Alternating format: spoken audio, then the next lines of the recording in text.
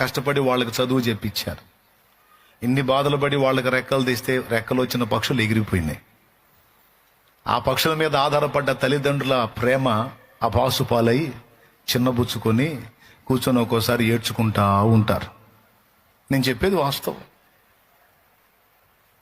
వాళ్ళ నోటితో వాళ్ళన్న మాట ఏంటో తెలుసా?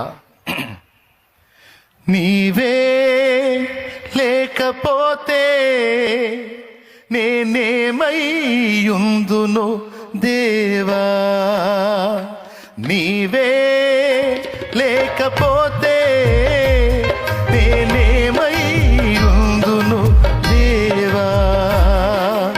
ఉన్నావు నాకై ఇన్నాను ఏలుగా, ఉంటావు తోడై యెహోవా షమ్మాగా.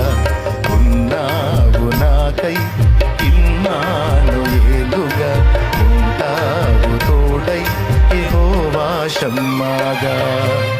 ఎవరున్నారని ఎప్పుడుంటారని చితికిన బ్రతుకుల ఆశ్రయమెవరని, ఎవరున్నారని ఎప్పుడుంటారని చితికిన బ్రతుకున ఆశ్రయమెవరని.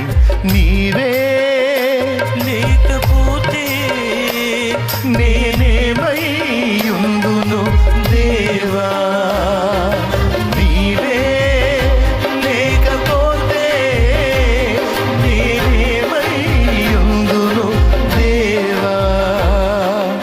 ఉన్నావు నాకై ఇన్నాను ఏలుగా, ఉంటావు తోడై యెహోవా షమ్మాగా.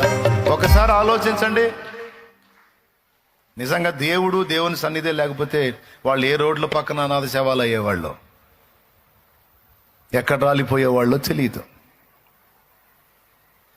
కొంతమంది యొక్క ప్రేమ, వాళ్ళ మనస్తత్వాలు, కొన్ని విషయాలు వింటంటే రోమాలు నెక్కరబొడుచుకుంటున్నాయి వాళ్ళ ప్రవర్తనల దెబ్బకి. కానీ